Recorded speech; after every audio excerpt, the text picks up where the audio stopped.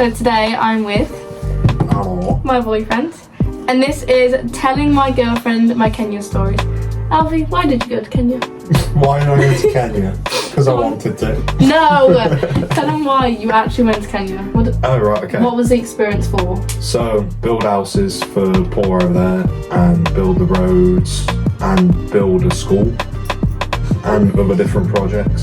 What's your first one? Go on. The first one is Story from Alfie. this came from. So, me and all my friends making a nice little hut for this family of 5. I forgot their last name now, but we're making this house, whatever, and it's made out of sticks. And you can look at the camera. It's not the it's made out of sticks and made out of mud, and obviously mix it all together and fucking put it on the house. And, yeah, all that shit. Nice. So we're making this door frame, and on the door frame it had sticks pointing that way, going up the door frame. And me being me, I was about with all my mates, picked up this piece of mud, slung it at my mate's head, just straight on the top of his head like that. So he runs after me, and as he's running after me, throws some mud at me, and I slip, and as I slip, a massive wooden stake in the door frame with a point on just goes straight in the side of it. He impaled himself. I impaled myself with a wooden stick. So I'm like, I walk away and the stuff is still in me. So I walk up to the teacher because it was a school trip. I'm like, hold up, Andy, I think we got a problem. Yeah. And I look down and I'm like, just pull it out. The number one rule is do not pull out. Well, right. Right. Do not pull out anything stopping because of bleeding. This just goes. The reason why I pulled it out was because I didn't want to get monkeypox. So I pulled it out, and because where we were in such a remote area, they had no one to come pick me up. The ambulance couldn't get to us. Like, there was no motorbikes to get back or nothing. So I had to walk half an hour with no plasters and just my hand over that huge wound. Yeah, but you've been messing with mud building, so that bit all mouldy. Put it there. I know. It was either that or bleed out, so... But you pulled out the stick. I'm not so of course it's gonna bleed out. I'm not gonna walk back with a metre long stick. They could have cut it shorter. Cut it shorter? Yeah. You know, I wasn't thinking at the time, I was more focused on the fact I've been impaled. I got back to the camp, got back into Camp Tiwi. Yeah. As I got in there, got upstairs, found my first aid kit, couldn't find a plaster big enough, so I got a sewing kit, and I stood there trying to sew myself up, and I got one stitch in, and the teacher screamed at me. They should have stitched yourself up. I walked upstairs, and I had a stitch in, and he literally made me cut it off. Got this huge plaster and took me straight to the hospital. We can barely see you. Shut up, Mom! So that's how he impaled himself. How many hours away were you? You were 2-day travel away. So you have to catch 2 aeroplanes to get to Kenya. So it's It was a 5-hour flight there, wasn't it? Yeah. And another hour. I think it was 6-hour flight there on a big plane. Get there, you go on the tiniest plane ever. Or for another hour, and then you land, and then it's another 8-hour journey on a coach to my first camp. It was hell. I can guess. Yeah. Yeah. Nice and hot though. Oh really? You Yeah. came back tanned. I came back Only- skinny. You So I were was- still skinny. I had boobies. Okay, guys, like these knockers. Okay. Say the Story. funniest story you know. Okay. Remember the rules of what you're allowed to say on YouTube, Alfie. Right. So, putting aside the rules, I can't say they're my funniest, but my second funniest, first camp on the second night, I walked down to, after doing all the jobs, planting trees and doing whatever, I came back to the camp, ate my dinner, gambled with all my mates in the I hut. clicked off Sims. Oh no! No, we all gambled in the hut, and I was 3,000 Kenyan shillings up, so about 30 quid. And then...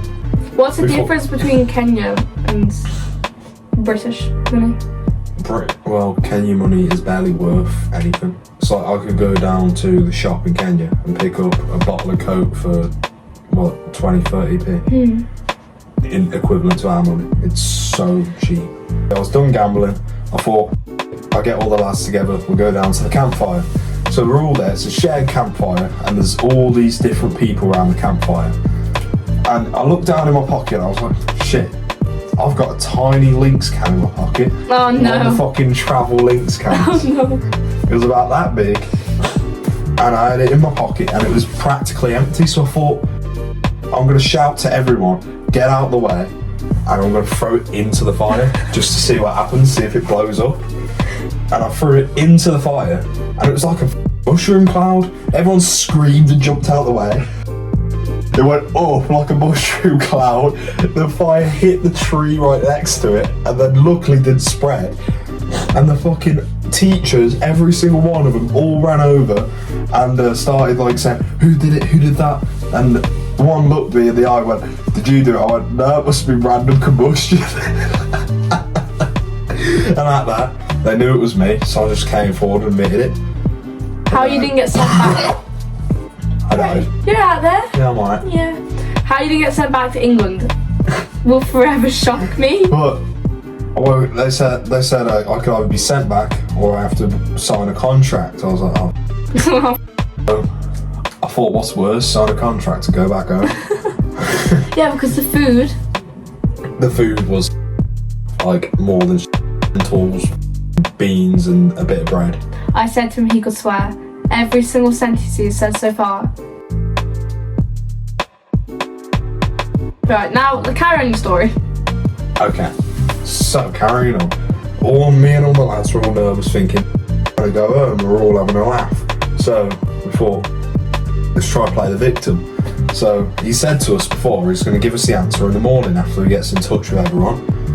And so I walked down, put on these fucking fake tears, sat on a bench and said, oh, I placed it next to the fire and a flame got onto it. And the brought it. He fully just said, oh, that's what happened. I was like, yeah, that's what happened. And all of my mates backed me up. I got everyone round the campfire then, all to come up to him and tell him exactly what happened down to a T, but it wasn't the truth, it was all my life. And everyone brought it, so I covered it up fucking perfectly. Woke up in the morning, ran back down, and he went, Alfie, come sit next to me after breakfast. I was thinking, where he goes, you going home?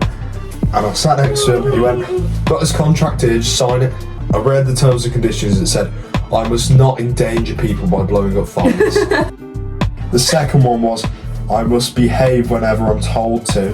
Third one is, always follow my leader's instructions. I was like, sign, there you go. Yes. All my mates were like, look, he's not being put on the registered terrorist. Yeah. Like, how did you not like, oh my gosh. That is probably the most scared I've ever been in all my fucking life. Not when you had a stick in your side.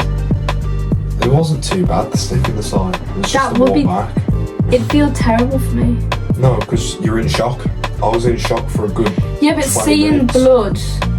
Do you know what he did? He texted me, don't tell my mum that I've injured myself. Then didn't answer for like 25 minutes. I'm like, are you okay? What's wrong? So I was looking after my nieces, like, while my sister was out. And he was just like, don't tell my mum, but I've injured myself. I was like, what do you mean? Tell me what's wrong, what's happened? And he was like, well, I've been impaled. And I was like, you've been impaled? By what? No answer for another 10 minutes. I'm going to the hospital. Then his mum texted me, Alfie's been impaled, Alfie's hurt. And I was like, I messaged my mom, I've been stabbed, and then I lost signal.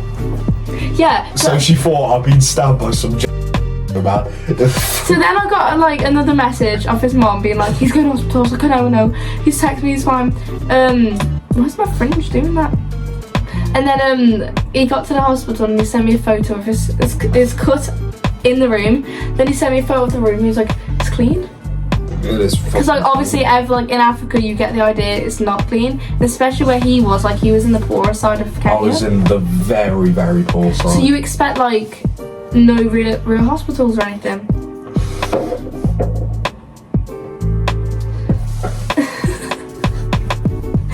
so he got there and he was like, it's clean. And after he was like, I was like, do you have to come home? Like his mum was ready to like come over to like go to Kenya and stuff again. And he was like, no, I'm fine.